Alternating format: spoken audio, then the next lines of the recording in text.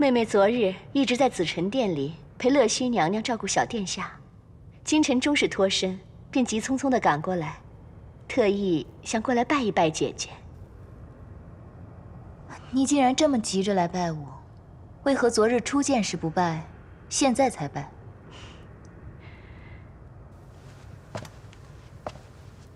这天宫与别处有些个不同，若是一场慎重的参拜，必得收拾出合宜的礼度，方能显示出参拜者的虔诚。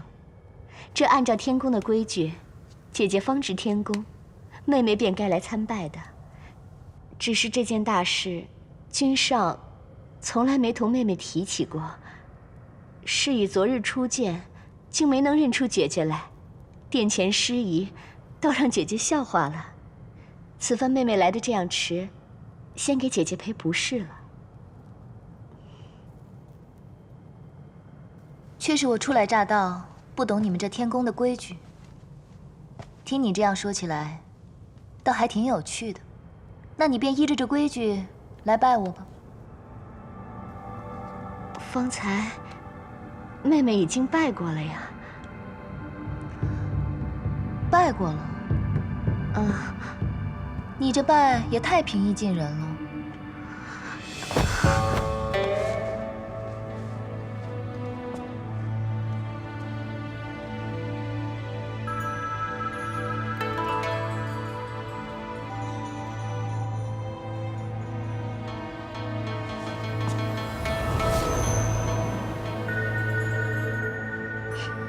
你这又是做什么？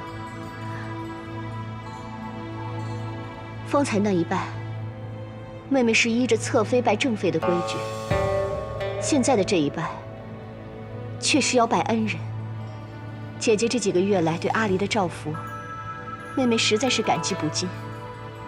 阿离打小便失了母妃，因着姐姐的容貌，错将姐姐当成自己的娘亲。如此失礼，还望姐姐你能多担待些。担待倒不必，我很喜欢他。君上对阿离的母妃用情很深。当年阿离的母妃跳诛仙台，君上便跟着一同跳了下去。被折颜上神救回时，在紫宸殿一躺就是60多年。姐姐你看，这一揽芳华丽满院的桃花，就是君上为了纪念阿离的母妃所种下的。君上这200多年来，没有一时是愉悦的。姐姐，你既然同阿离的母妃长得像，妹妹觉得这实在是个缘分。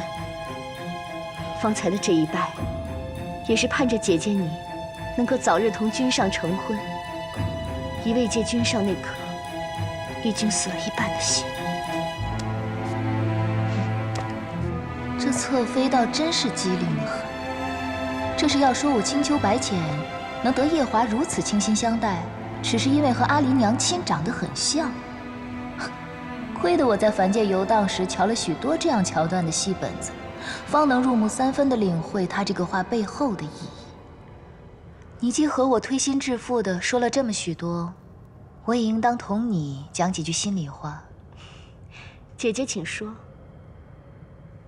素锦，你心里所求的东西，并不是人人都想要的。做神仙，还是不要太聪明的好。姐姐说的话，妹妹听不太懂。听不懂是吧？听不懂的话，回去闭门思过几日，自然便懂了。是。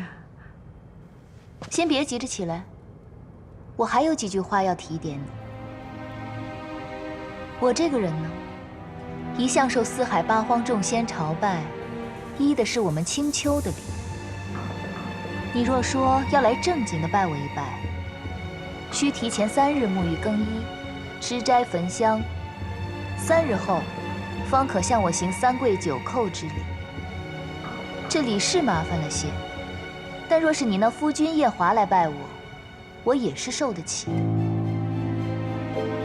只是我一向不喜欢小仙们这样来拜我，我觉得太过繁琐，一手心意到了便可。所以你下次若是说来正经的拜我，还是行我们青丘的礼了，不必跟我提天宫的规矩了。都是妹妹疏忽了。再者，我阿娘之前并未给我添过什么妹妹，你年纪轻轻叫我一声姐姐，叫得我心里不太舒服。所以，你还是跟着规矩，叫我一声上神吧。上神，你退下吧。是。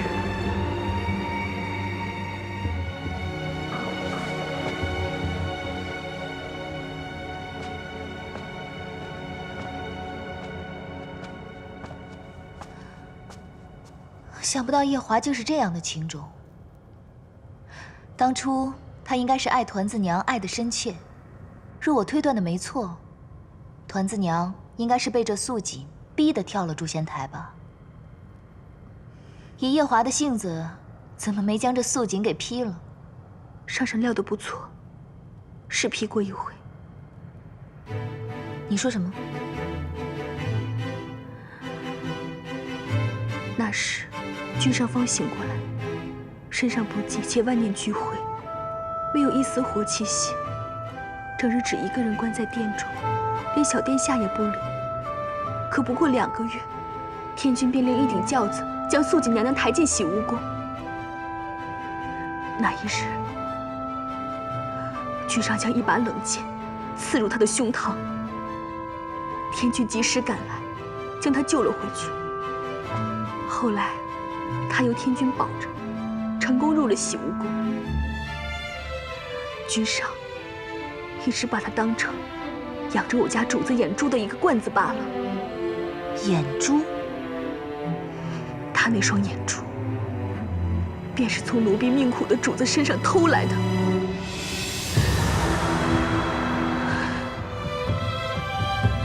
乐胥娘娘说，君上以为将自己的心思瞒住，让9重天的人以为他不在意我家主子，便能保住我家主子的命。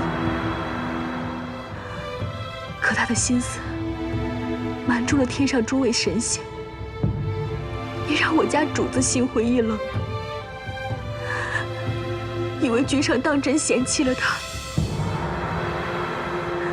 却没瞒过天君，终究还是要了主子的一条命。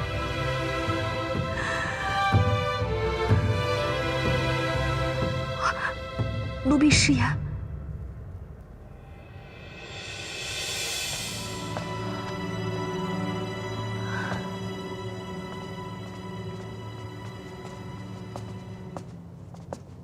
折颜，刚刚那个侧妃是不是看到了你，所以才行如此大礼？很多年没见你使小性子了，啊！今日我来听这墙角，却听得很有收获。你四哥常常埋怨我当初不应该送你去昆仑虚，送错了，说你不过就是学个艺，怎么学得整个人不太灵光了，完全没有当初他待你时的天真活泼了。我已经14万岁了，要什么天真活泼？不过呢，叶华这侧妃确实不大合我意。我一向偏爱小仙机警灵敏，但机警灵敏过了头，在我面前自作聪明，我就不大喜欢了。你此番前来，不会只是为了听我的墙角吧？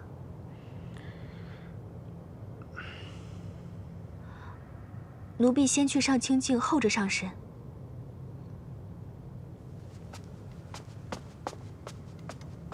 直言，300年前你就是这副神情，告诉我，师父兴许要回来了。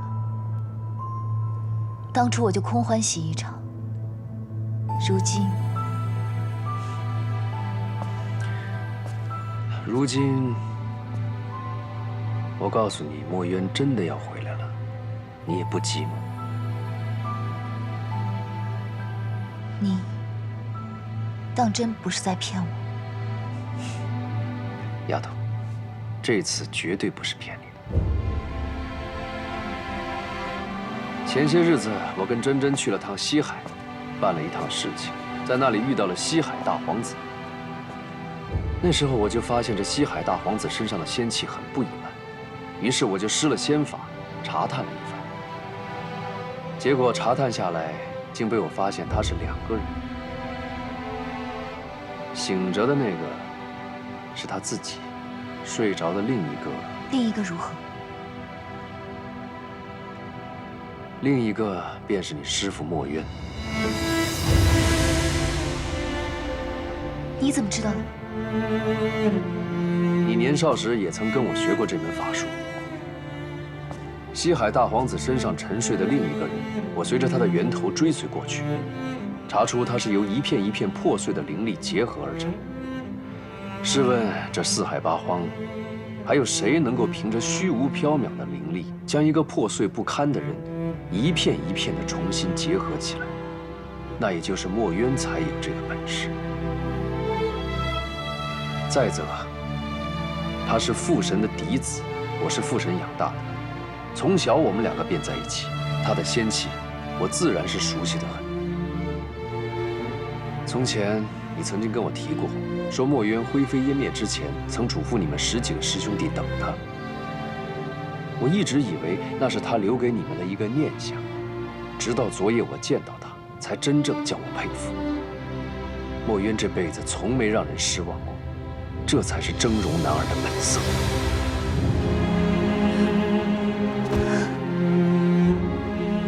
师父，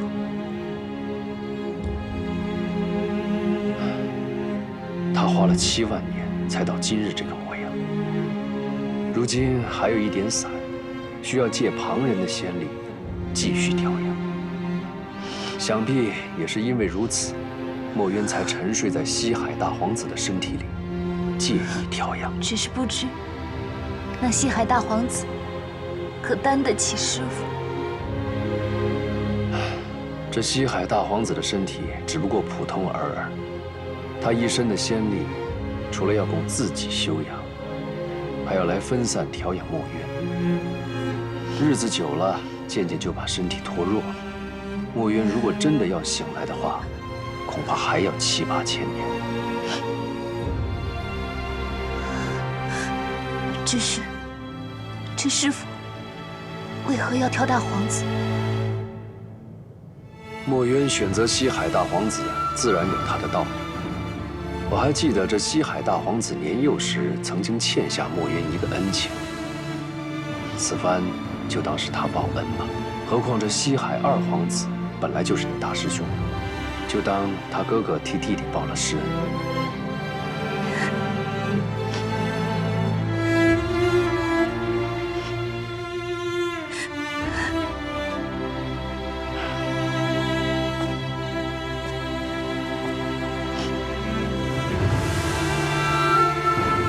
丫头，你怎么哭了？这件事情，我心心念念了7万年，我真的怕又是空欢喜一场。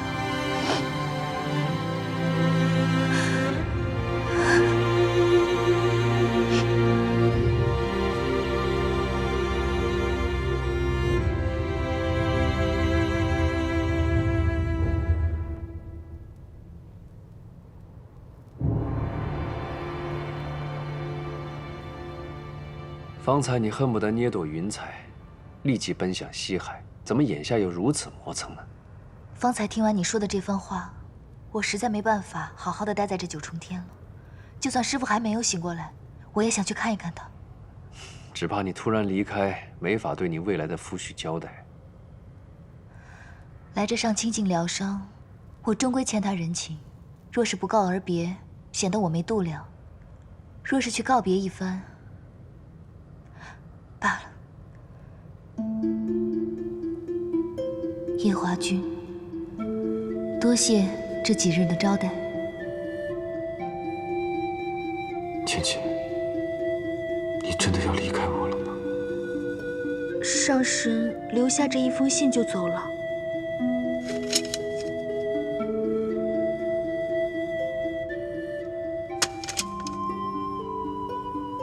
他可还有什么话吗？一句话也没有。看上去应该是家里出了什么要紧事，红肿着一双眼睛，也来不及看眼小殿下就走了。去吧。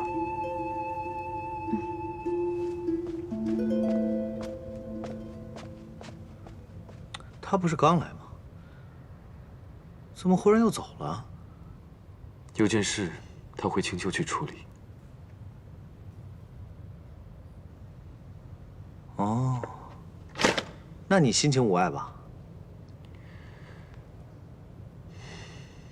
我在这里候了一盏茶的时间，等你帮我解决一件棘手的事。究竟什么事能让三叔说出棘手二字？就你那表妹，知月公主现在正在父君的大殿里折腾，哭着喊着要下凡去与帝君一道受戒，能管住她的，只有天族太子夜华君你了。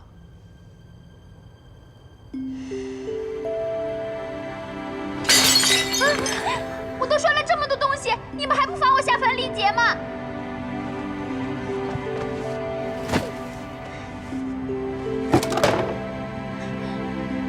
听说这个东西很值钱，我就摔它，这样总该可以罚我了吧？公主，公主，这个不能摔啊！若是摔坏了，就酿成大祸了。让他摔。太子殿下，三殿下。表哥，你就这么想见东华帝君？我都1个多月没有见到帝君了，我想见他，我也想陪他去历劫。凭什么那个青丘白凤九就可以陪着他，我就不可以？我明明也是公主啊，我还是你太子夜华的表妹。你是不是不惜一切都要去见他？对，不惜一切。那你就摔吧，摔完我罚你下凡历劫20年。真的吗？真的。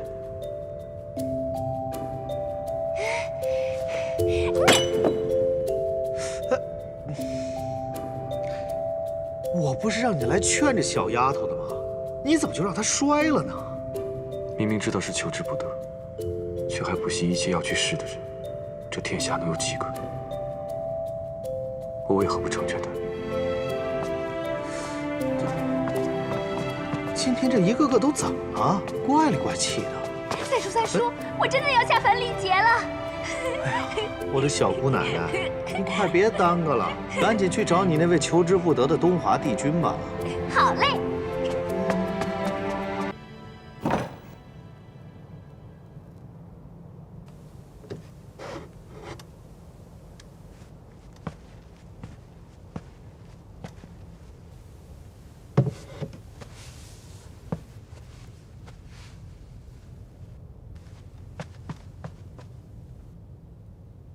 夫君，你怎么又将这结盆灯拿出来了？你当初不是说这灯一直燃着，娘亲就会回来吗？如今娘亲已经回来了，这灯还有什么用吗？夫君得将这灯送到一个地方，有人等着用它。那夫君快去快去，要用灯的人一定等得很着急。夫君送完灯能去找娘亲吗？阿丽，你的娘亲是青丘女帝，她有很多重要的事情要处理，不可能日日陪你在天上。阿丽明白，只是阿丽好想念娘亲。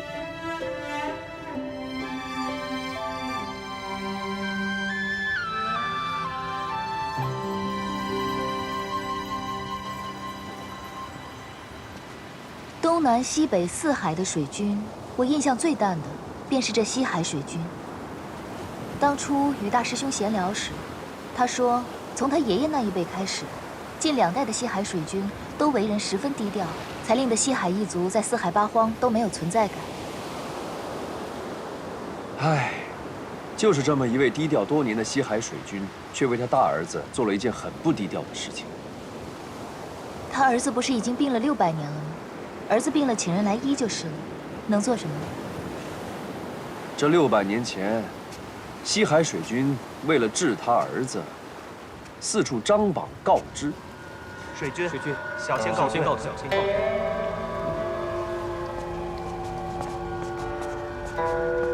海将军，水军，马上派人张贴告示，告诉天下人，有谁能治好小儿之病，本军有重重赏赐。是。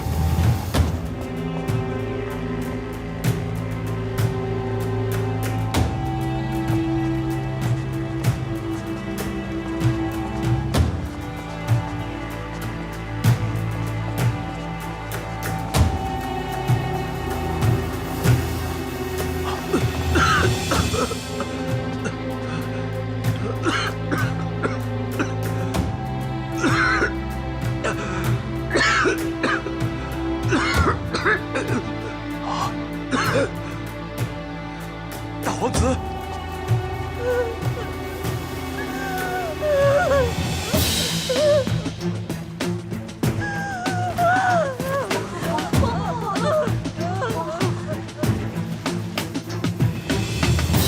快点，迅速将榜文昭告四海八荒。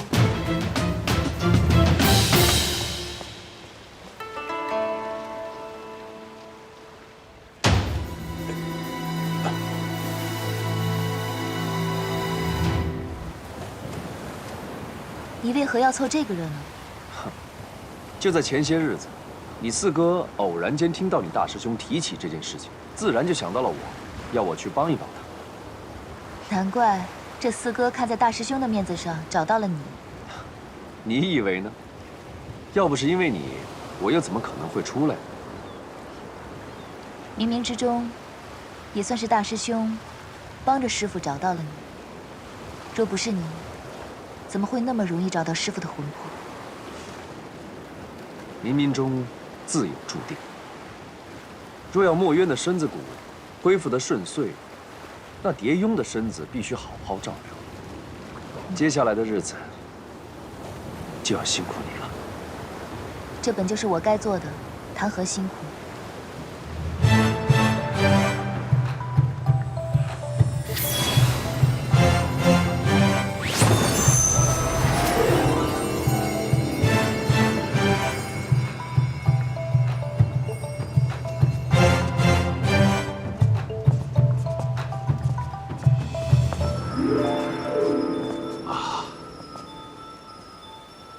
上神走时说要带位仙使来，没想到这么快就到了。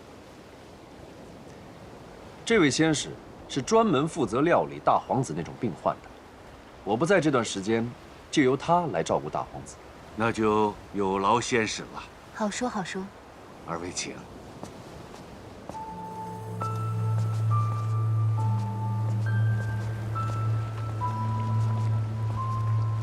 二位上神。前面就是小儿所住的福英殿了。不妥。仙使，什么不妥？莫非对小儿的病有什么？回水君，小仙只是想到一件事情，非常紧急。啊，但说无妨。是这样的，小仙方才想到，调养之事需要十分的清静，可否方便水君立个规矩，从明日起，包括水君本人，不要靠近这里。好，夫人，你先回宫，我独自带二位上神入殿就行了。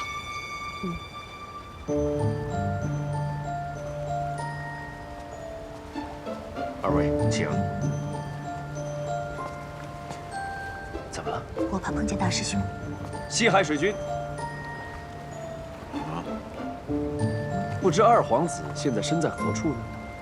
哦，昨天昆仑虚来了信函，说蝶峰已经到了那里，这2天恐怕回不来。二位请。回不来，哪怕他回来了，如今墨渊都要醒了，害怕碰见你大师兄啊。再说吧。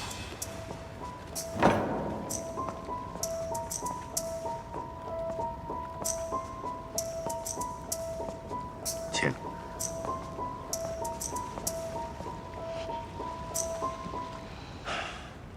你眼下定是想急着见到墨渊，但又害怕见。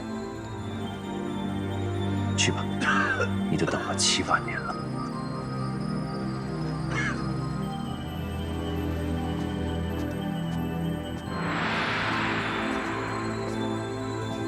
仙师，这个就是我的大儿子蝶雍。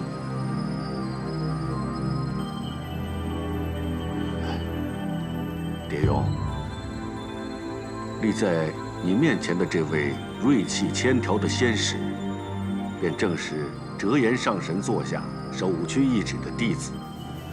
今后，你的几百年不遇的顽疾，便全权仰仗这位仙使来打理了。多谢仙师。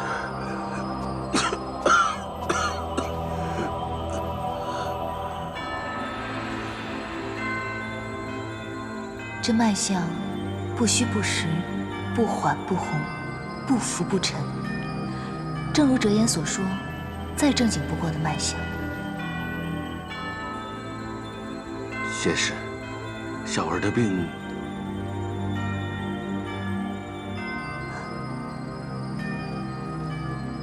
有劳水君去殿外面等等我等一下要使用仙法，探究一下大皇子的病根。这仙法需要清静。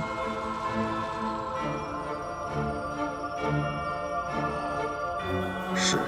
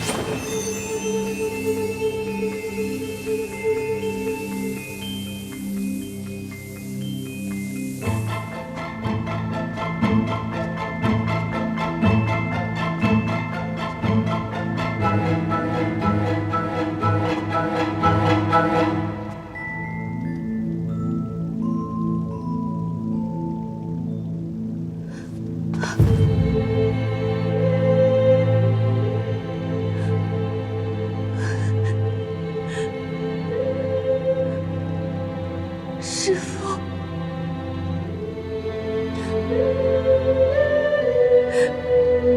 之前就听折颜说过，师父您在这。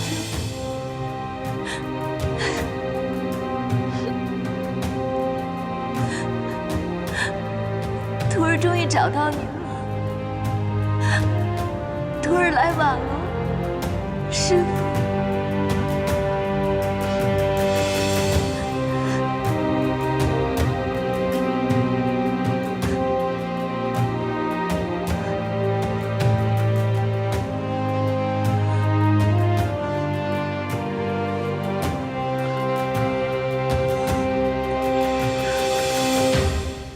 哭什么呀？难不成我这病没治了吗？就算没治了，你也用不着伤心的哭啊。别哭了，医不好，我不怪你就是了。我是喜极而泣。你这人，我原本以为你是心肠软，不曾想你看到我受苦却很开心呢。也没有多开心。大皇子，还是早点歇息吧。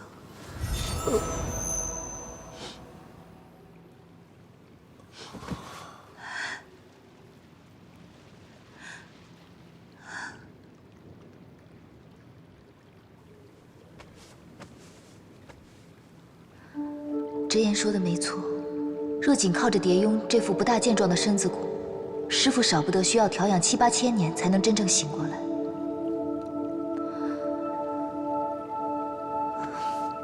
不过，若能借得天族的劫魄灯一用，再将我身上这14万年的修为渡他一半，便能助师父早日醒来。看来，还是要回一趟九重天，亲自见见天君了。